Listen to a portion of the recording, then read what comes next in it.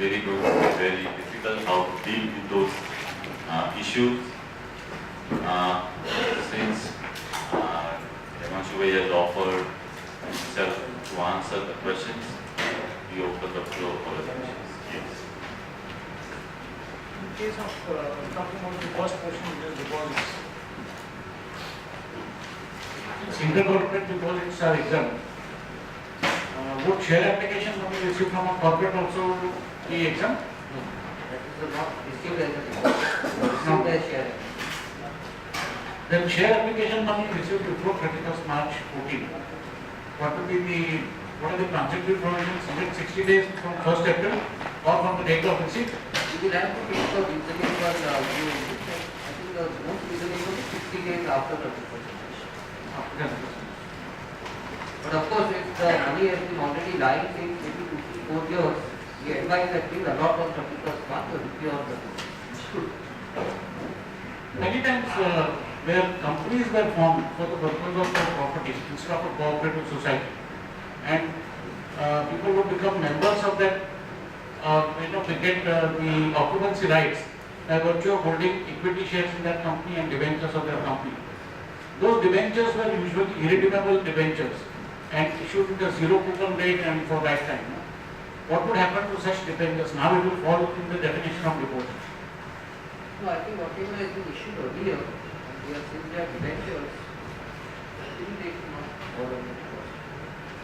We are looking at the provision of security. Yeah. But no, would these debentures not become de facto deposits? After 60 days. After 60 days. Yes. But they are debentures. No? Yeah, they are debentures. Irrelevant debentures. So, No, but they are securities. They are already securities. they are secured, but they are not. They are actually unsecured debentures. But they are already issued before the act Yes, started. yes, yes. And they are already secured. I believe it should not affect them. Unpaid salary to an employee. Would that also get covered under this? Because you see, if it is beyond 1 year, It will not get covered because that is not the goods or services. I don't think would cover employees. So there is a labor law also which makes it mandatory to retain that for at least 3 years. But obviously you have to prove that the employee has run away without taking the salary. no, he continues to be an employee. That's it. The company doesn't have funds to pay him. And he continues to be an employee. That will not get covered. So that is not really something which is sought to be covered in the rules. And last question, the statement of deposit to be filed before 30th June. Now, if there is a default in filing that, or there is a delay in filing, what is the penalty? Wait for someone to come to your house. Frankly, I do not know the answer. If there is a default, you have to file it as soon as possible. I am sure they will extend the date or something. So, a lot of representation already have been made that there are difficulties. You may extend it maybe by another 2 months or something. Or maybe right up to March. Hello. Sir, in the received from the debtor, that is a distributor. We are taking deposit. So whether the debtor included in deposit? Yes, history it would get covered if the deposit is not repaid for more than 365 days.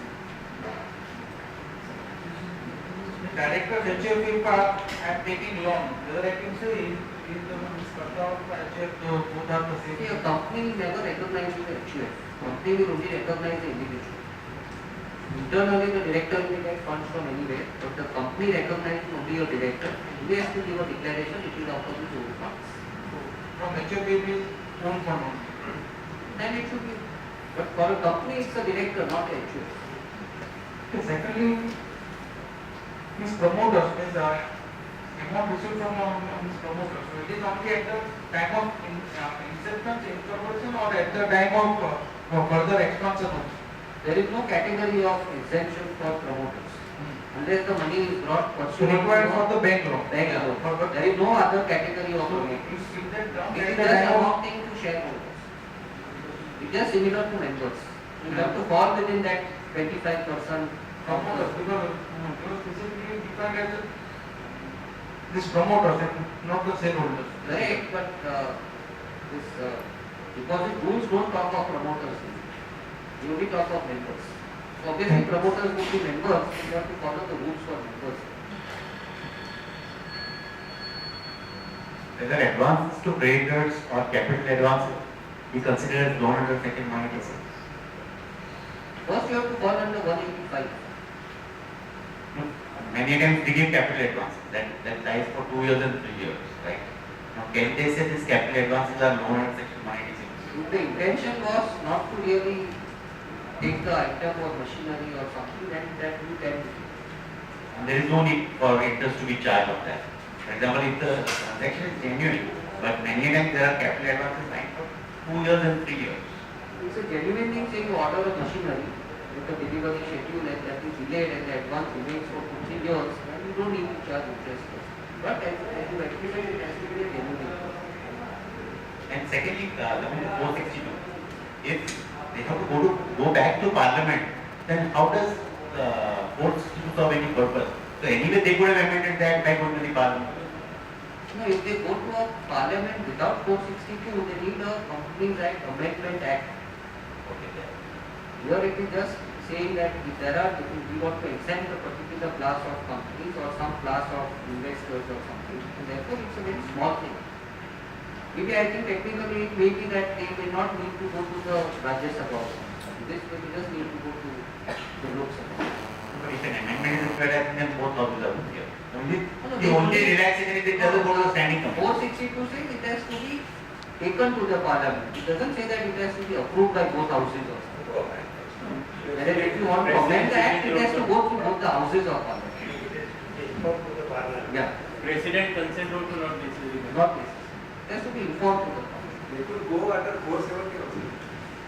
470 is only for removing difficulties. It was a See, but that the government decides to what it is. For us, everything is a difficulty. Give some exchange. Why 462 and why not 470 is not, that's something that someone who knows constitution can actually answer. You have convertible debentures where no interest is paid because they are convertible equity shares that is premium. What happens to those convertible debentures? The company should be charging interest, for example, if a company subscribes to a convertible debentures which entitles you to equity shares after say 4 years, but no interest is paid. Would there be a contravention of the act over there? So that's an investment.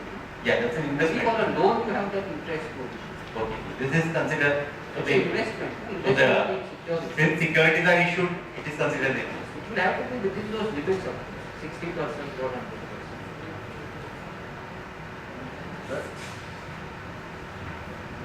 Yes.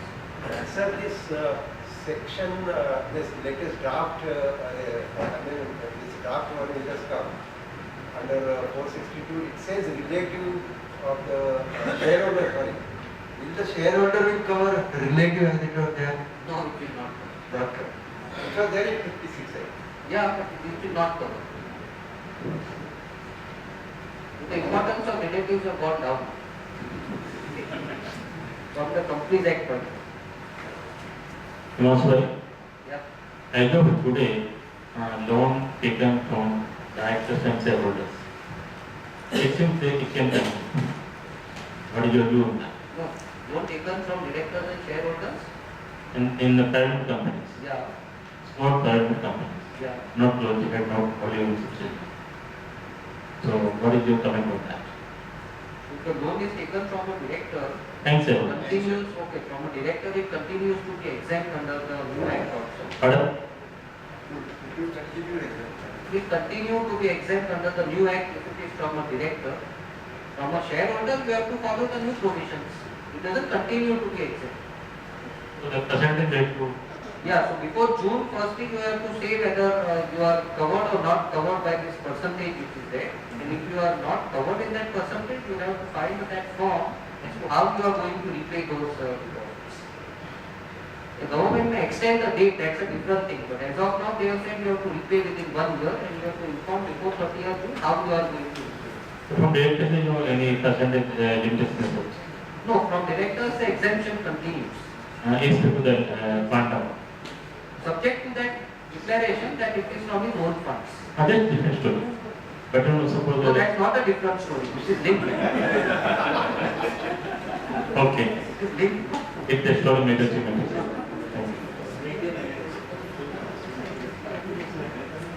Coming to same example, when last year we have loan from a Shareholder. Now whether and loan shareholder and director are same. So can we show that as a loan from director? You have to meet that condition of own funds. Subject to that, you can convert from shareholder to director. Then we need to file that form for registration. I think you will still need to file. But at least inform ROC that he is also a director. So now it is still continues to be exempt. should have been a director in time of receipt of the money. You can say I have made him a director now. You can as well say that. But I have made him a director on 1st April and therefore I will transfer it in the director category and therefore it is still exempt. It can be corrected because they say that in the time of receipt, he I should. agree, but why will it not be permitted? When you inform the ROC how you are repaying it, you say that instead of repaying it, I am taking it the director. So it becomes an exempt also. No one can prevent someone from becoming a director, provided you don't have more than 15 directors.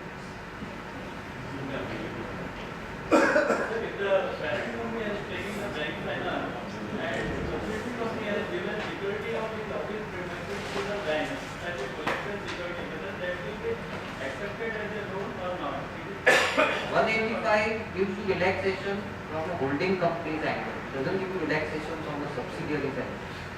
In your transaction, subsidiary is giving a guarantee to the holding company. So it will not get covered in the exemption. 185 will apply to this transaction. Which is again a difficulty actually. That it's only one way the father can give benefit to the son, but the son cannot benefit for the father.